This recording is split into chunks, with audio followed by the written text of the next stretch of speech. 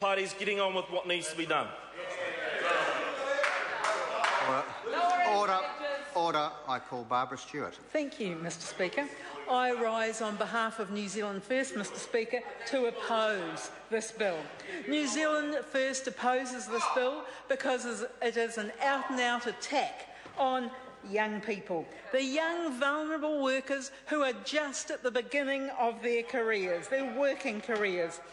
And cheap labour is not the silver bullet to create jobs that are vanishing every day under this government.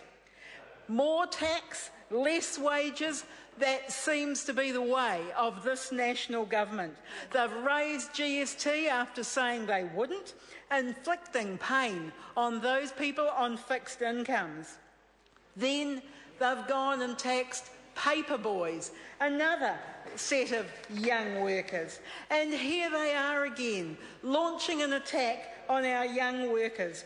This is obviously not a government that's intent on solving the big issues. Job creation for all New Zealanders must be the primary focus of the government, and this bill won't provide additional jobs. On this side of the House, we're quite concerned for older workers. It's hard enough for anybody over the age of 50 to get a job anyway. So how stable will their jobs be? We've heard from the other side of the House that it is hard times for employers, and Mike Sabin said that. So it is easy for some employers to employ young people at a far cheaper rate, particularly in these hard times. With this piece of legislation, the national government shows how totally disconnected they are from the harsh realities that are faced by most of our vulnerable young workers. It's really a slap in the face to those young workers.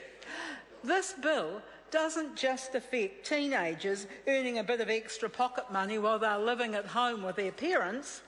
Many of them won't have financial support from their families at all. Some of these affected people will be, for all intents and purposes, independent or trying to be independent. So how are these independent young people any different to people a couple of years older than them? Will these people get a 20% discount on their rent? Perhaps a 20% discount on their electricity bills or even their groceries? No, they certainly won't. Definitely not on their petrol. The younger gold card. Well, perhaps we will have to have a young gold card.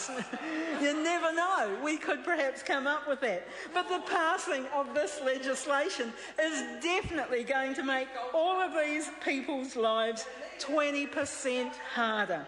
Their living costs are exactly the same as other older New Zealanders. So why is this government so intent on kicking young workers into the gutter? Especially at a time when these people are struggling. In the last year alone, we have seen the number of young people looking for work increase from 80,000 to 90,000. Not in work or any form of training. 90,000 young people. It is a real disgrace and a sad indictment on this government. If we're not careful, New Zealand will see a bubble of young people going out into the world without any real work experience. What a total waste of a young, vital resource that we need here in this country. I don't believe that we should be sending these people off to Australia in ever-increasing numbers. This piece of legislation is not going to help those young people, despite Mr. Arkenvold laughing and smiling about it. This piece of legislation will not encourage young people to go out and to seek work. If anything, it really encourages them to give up. By the time the young people have to pay to travel to work in their cars, because petrol's not cheap, they're worse off than they would be if they were on welfare. So where is the incentive for these young people to try and find these non-existent jobs? And what exactly is the rationale for this change? Where is the demand? Well, the government is claiming that it will create more jobs, but we haven't seen any valid statistics to back up this claim. They claim that reducing the minimum wage for one sector of the population is going to create more jobs. The truth is that this bill will not create more jobs. It's just another hurdle for young people trying to stay afloat in these pressing economic times. We all know that the prices are increasing dramatically in every part of the economy. With this piece of legislation, this government is ignoring the plight of hard-working young New Zealanders. It treats them as second-class citizens. It's a bit like Back to the Future piece of legislation. We have seen it before. Within living memory, it was women who were allowed to be paid less than men for exactly the same work. But fortunately, these days are past. We know that it's totally unacceptable to pay one sector of the population a lower wage, and it is illegal discrimination.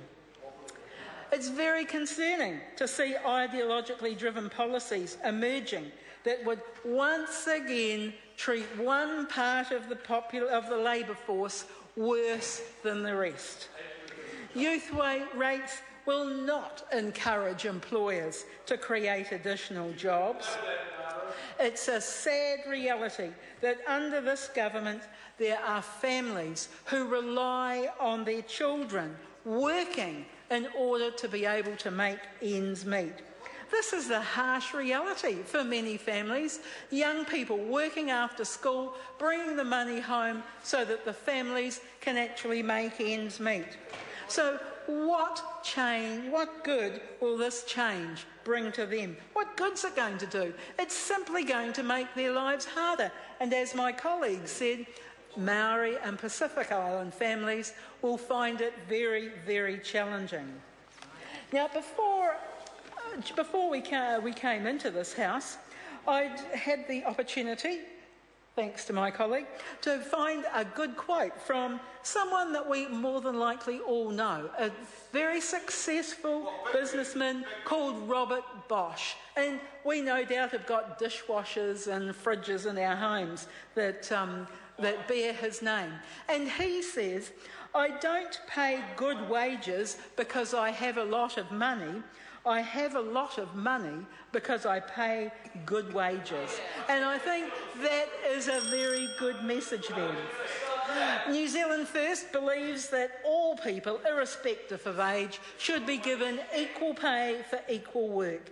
And we believe that this government is now on a very slippery slope. With this bill, the government takes another step towards a low-wage economy. If this government believed that reducing the minimum wage for some people will create more jobs, perhaps they're keen to abolish it entirely. Is that part of the plan too? New Zealand First is disappointed with this bill, and quite honestly, we can't support it. We have listened to the national members of the House speaking for good reasons to actually support this legislation, but sorry, we haven't heard any to make us change our particular mind. Where is this brighter future that that National promised us? We keep looking and waiting and looking and waiting, but to no avail. The future looks very gloomy for some people, and particularly young people. The horizon is not bright for them, and New Zealand First will not be supporting this bill. Chris Ockenvold. Thank you, Mr. Speaker, and I rise with pride to support the minimum wage